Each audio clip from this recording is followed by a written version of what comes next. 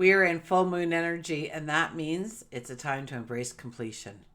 It's a time to allow for endings, and it's time to allow ourselves to heal. And today may have a focus for what we want to step into, and the path is anything but direct and straight. We may find ourselves experiencing conflicting thoughts about what we want to experience or which choice is the right choice. Now, it's a wonderful time to expand your questioning on your path forward. And as you do so, you may find that certain habits have been tripping you up all along. We may not come to any solid conclusions or decisions today, but we learn as we journey inwards. We may wake up to what parts need to be reevaluated and allow some old habits to lose their hold on us. So sit back, relax, let's explore the cosmic energies, and together we can gain an understanding of how to embrace this energy, how to utilize this energy, and move forward today and every day. Hi, I'm Tilly. This is Tarot with Tilly. Thanks for being here, and thank you for all the positive, loving support you send me each and every day. Welcome to your daily focus for November the 29th, 2023. Let's start with the numerology, shall we? 29. Well, the 29, we experience learning experiences, challenges, things that we do have to kind of make a decision or throw our attention towards in order to reap the benefits of, well, 2 plus 9 is an 11. That master number comes out to say, yes, this is a day to look at your strategy, look at your plan, to evaluate some things in your life or reevaluate them, to re-strategize perhaps, to spend the extra time, to spend the extra effort on your goals, your focus going forward. And when we do this, and allow some things to be cut away too. 11 is very much about clearing out the path of the things that do not move you forward, do not raise you up, do not give you confidence, do not allow you to see the beauty of who you are. But when we do these things under the 11 energy, yes, the challenges are greater when we look them in the eye, but the successes are so much greater, beyond our perception sometimes of what could have been, what might be, and what it actually is. Now, if we look at the daily numerology, it would be an 11 plus an 11 plus a 7 gives us a 29. 2 plus 9 is the 11. So we'll look at the astrology of the day. The sun, of course, is in Sagittarius, and the moon moves into Cancer, I think shortly after midnight or 1 a.m. Eastern Standard Time. So we'll all be experiencing this Cancer energy today. And when the moon is in Cancer, we seek familiar. Okay, home and family is where we may place our focus. We want to create that warm, safe environment for ourselves, for our loved ones. The Sun and Jupiter will be talking today and bringing in an energy that makes it a little difficult to come to some kind of firm decision. We could feel torn or between different ideas, and we could be going back and forth between the pros and cons. But when we do this, we also might trip over a habit or two that we need to let go of in order to walk forward in the path we want, okay, with a sense of confidence. So maybe, it could be whatever your bad habits might be. You might shop too much, therefore you don't have the resources possible to go forward in the way you want, or you might drink too much, so that means you get up a little bit later, or you're kind of groggy and off center, you're not balanced, you're not confident in your step. You might smoke, and therefore you have to take breaks when most people could just keep on going and persevere through it, where you have to pull it out and then you have to regather yourself to put yourself back into the energy that you walked away from for that small little cigarette break.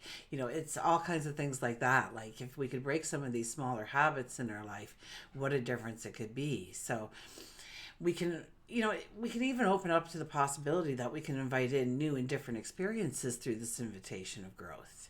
So pay attention to what you are thinking of and where you want to go and what are the pros and what are the cons. And yes, we probably won't be coming to any firm decisions today because I think the energy comes at us a different way tomorrow, but essentially the same energy.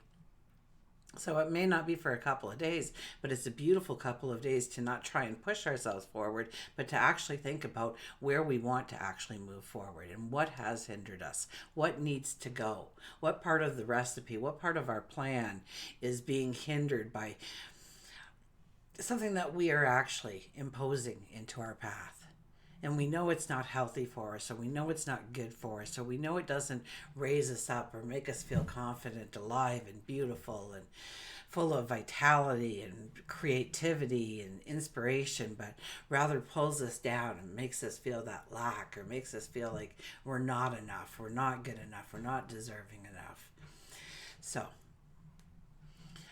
let's turn to the cards. I've babbled enough, haven't I?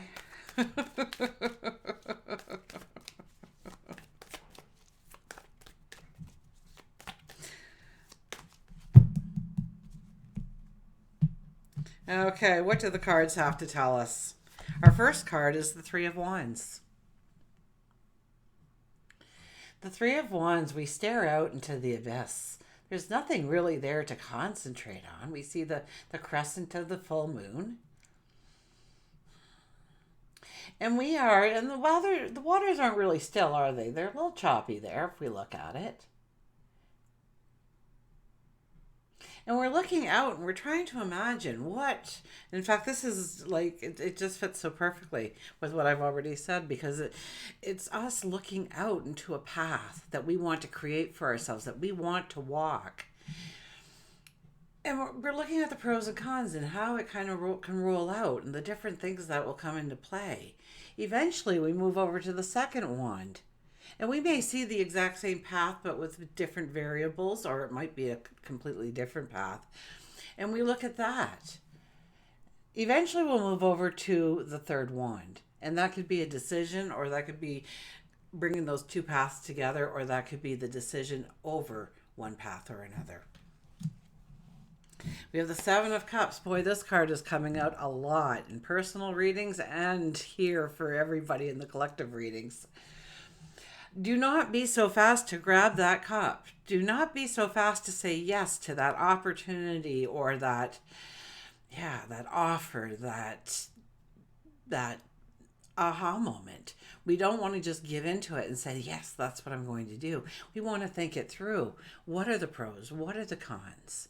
So this is very much that teeter-totter approach to, will it work in my life? Will I find happiness? Will I find joy? Will I be able to use my talents and abilities to the extreme? Will I be able to grow myself? Will I be able to find the success, the happiness, the joy that I'm in search of?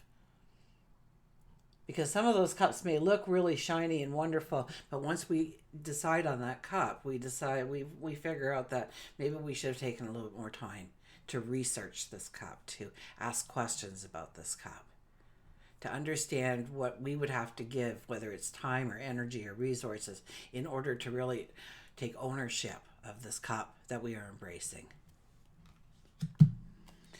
Eight of Swords, here.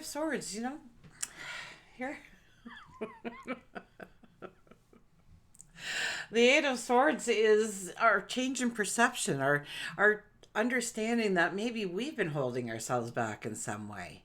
Not intentionally, of course. Of course, we would never just put out the tripwire for ourselves, but we do things different habits, habitually. There we go, habitually. That's the word I wanted to say. That actually pulls us back into that wheel that we're so trying to jump off of. Maybe we find ourselves in the same relationships all the time, but with different faces and different people. Maybe we find that after we start a job, we're not appreciated in the way we thought we would be appreciated. And it could be subconsciously some of the things that we do to kind of keep us back, keep us from exploring new territories, keep us from evolving and growing and transforming. So here we are, when we think we're trapped, we're in this circle, this cage, so to speak, of swords around us. And one little wrong move and we could nick ourselves, we could cut ourselves, we could bleed. Oh, that would be horrible. But it's also it's also preventing us from going forward in the way we want. At some point here, we realize our hands have been free this whole time. And so we lift that blindfold off. And when we lift the blindfold off, so you questioning how you want to go forward and maybe questioning some of your habits and behaviors that you have utilized in the past to go forward, and it has blocked you instead of allowing you free passage. We find out those swords, we could have kicked them over. They're not even in the ground. We could have gotten forward, but we didn't see until this moment, till we took off the blindfold, till that we were willing to look at ourselves, the good, the bad, and the ugly, and realize that maybe we have been tripping ourselves up in one way or another. Maybe we readily talk ourselves out of going to events for whatever reason it might be. And try and back that up a little bit to when was it not feeling good to go to events for you, especially if you liked events at one time in your life and now you find that you pull right away from it. What was that event that traumatized you in a way that your subconscious says, oh no, we don't want to go to an event. No, those things aren't good for us. When really you need to get out there and meet people. Maybe you want a new relationship. Maybe you're looking for a new best friend. Maybe you're looking for a partnership in a business, whatever it may be. But unless you put yourself out there, sometimes you won't be able to make that connection. Eventually you do. Somehow way down the road you will, but wouldn't we rather have it sooner than later? Okay. And our final card is the Ten of Cups, the happily ever after. So this is once again looking at the big picture, looking at the horizon, looking at what I ask you to consistently do, that picture of your best life ever. And what does it entail? And I know the horizon is big. Over here's your spirituality. There's your health and well-being. Here's your promotion or your education, your stature in the community, what you do for work. Here's where you do all that volunteer stuff or take care of family, loved ones. This is your close relationships over here. And we could go around the circle. Okay, so the horizon is quite dense. And so what part of that picture, the best life ever, are you looking at right now? Chances are with the moon in Cancer, we are looking at home and family. We are looking at building security and safety in our life, and making sure that we are grounded, that we have something to build upon. But with the Sag Sun, we could also be looking at learning new experiences, especially philosophy. We could be trying to educate ourselves. We could be taking trips. Those trips might actually be the catalyst for new experiences to learn, to engross yourself into infuse yourself. I need a dictionary when I do these. Infuse yourself into a new culture or a new language or just something different and unique that you can add into your life or take with you and add it to something else to grow it even bigger and better. So what does your happily ever after look like right now? Where are you traveling? What are you doing when you're traveling? What are the places you're traveling to? Where are you deciding to further your education, where you want to learn more, grow your wisdom, grow your sage wisdom in some way? Or maybe it's home and family, and how can you grow it into a place of safety, a place of comfort, a place of mutual respect and love?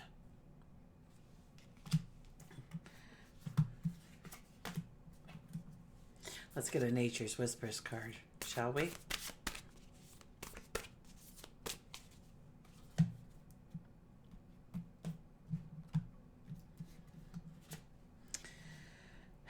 $46, gratitude and appreciation. So we have a 10 energy, which is good luck. Here's our beautiful card. I'll try and get it in as clear for you as possible. Now, I don't really see the figures popping out at me like I usually do, but maybe the unicorn and our inner child embracing under a full moon that's covered, surrounded by a rainbow.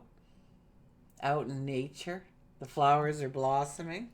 Let's see what the book has to say. 46, gratitude and appreciation, which is something that's very important.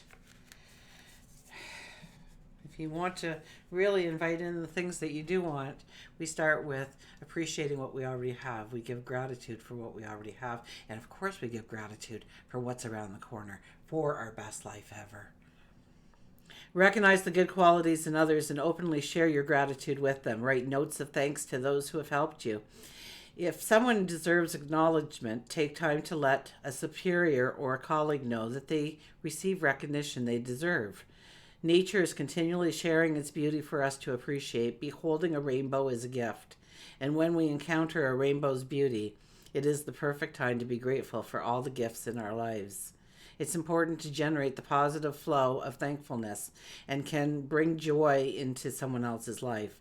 By doing so, you will not only decrease your stress, you will also generate the feelings of goodwill and love in your life. And it's very true. I think it was the University of Louisiana. They did an experiment, and they took 300 people that were going into counseling for depression.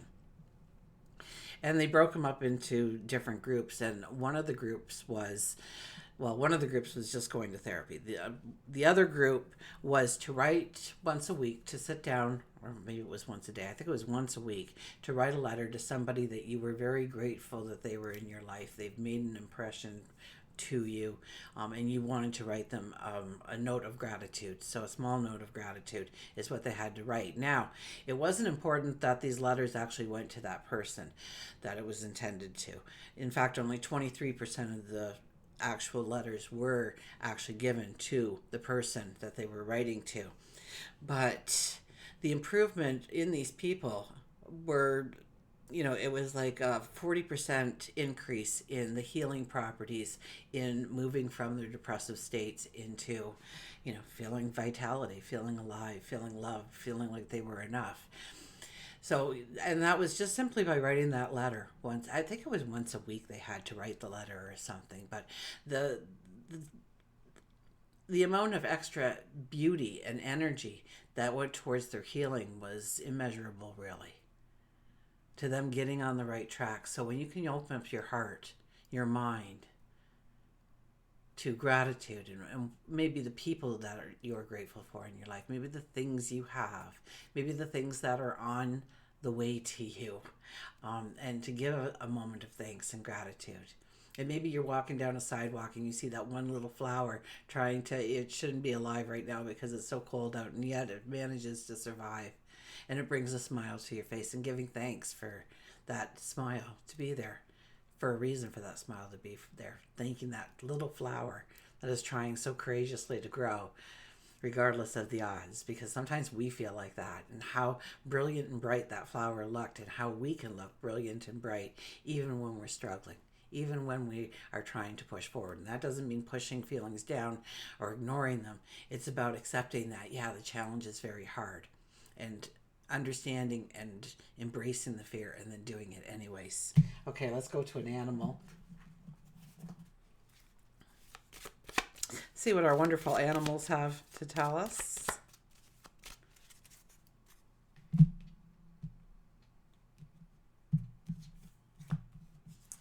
And today we have the eagle, mastery. So the eagle shows up in our life today. Mastery. You are on a spiritual journey beyond the sky. Let go of the past and soar.